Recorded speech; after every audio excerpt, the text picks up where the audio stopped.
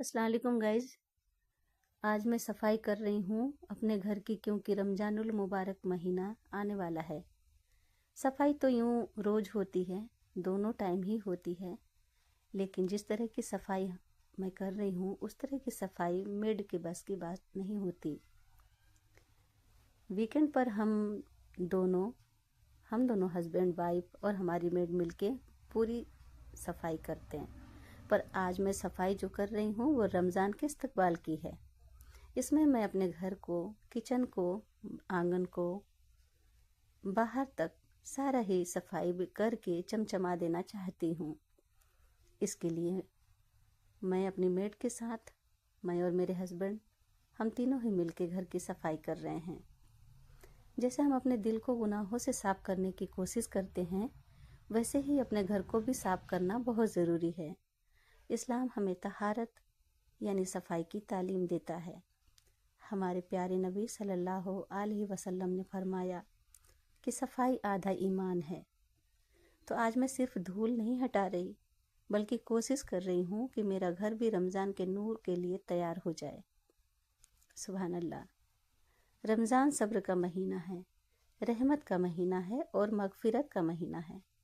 जैसे हम अपने किचन को साफ कर रहे हैं ताकि इफ्तार अच्छे से तैयार हो, वैसे ही हमें अपने दिल को भी साफ कर लेना है, नफरत से, गुस्से से और शिकवे शिकायत से। घर की सफाई सिर्फ दिखावे के लिए नहीं, बल्कि बरकत के लिए होती है। जहाँ पाकीज़गी होती है वहाँ फरिश्ते आते हैं और रहमत बरसती है। आइए इस रमज़ान हम ये नियत करें कि घर भी साफ होगा, दिल भी साफ होगा, ज़ुबान भी साफ होगी और रिश्ते भी साफ होंगे। अल्लाह हम सबको रमज़ान की सही कद्र करने की तौफीक अता करे। रमज़ान का इस्तकबाल सिर्फ सजावट से नहीं, बल्कि सादगी और पाकीज़गी से होना चाहिए। जब हम घर की सफाई करते हैं, पर्दों को धोते हैं, जानमाज को साफ करते हैं, किचन को व्यवस्थित करते हैं, दीवारों और कमरों को चमकाते हैं, तो हमें याद रखना चाहिए कि अल्लाह ताला दिलों की हालत को भी देखता है। अगर घर चमक रहा लेकिन दिल में नफरत है, तो रमज़ान का असली मकसद अधूरा रह जाएगा। रमज़ान हमें सिखाता है, कम बोलो, मीठा बोलो, सच्चा बोलो और दिलों को जोड़ो। बच्चों के लिए नसीहत है कि रमज़ान बच्चों को सिखाने का सबसे खूबसूरत मौका है। उन्हें रोज़े की अहमियत समझाएं, नमाज की आदत डालें, शहरी और इफ्तार में शामिल करें, दुआ याद कराएं। उन्हें बताएं कि रोज़ा सिर्फ भूखा रहना नहीं, बल्कि आँख, कान और ज़ुबान का भी रोज़ा है। अगर हम बचपन से बच्चों को अच्छे अखलाक सिखाएंगे, तो वही बच्चे कल उम्मत की ताकत बनेंगे।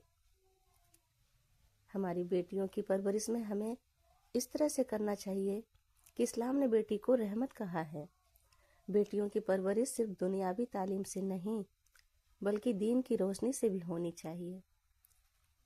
उन्हें हया, शर्म व हया सिखाएं, कुरान से जोड़ें, नमाज की पाबंदी सिखाएं, इज्जत और आत्मसम्मान का एहसास दिलाएं।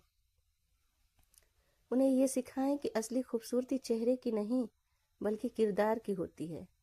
एक नेक बेटी पूरे खानदान के लिए सवाब का जरिया बन सकती है। रमज़ान हमें बदलने आता है। अगर रमज़ान के बाद भी हमारा दिल साफ, जुबान मीठी और किरदार मजबूत हो जाए, तो समझिए हमने रमज़ान को सही मायनों में अपनाया। अल्लाह ताला हमें रमज़ान का सही इस्तेमाल करने, अपने घर और दिल को पाक करने और अपनी आने वाली नस्लों को बेहतरीन इस्लामिक परवरिश करने की तौफीक अता फरमाए। आमीन।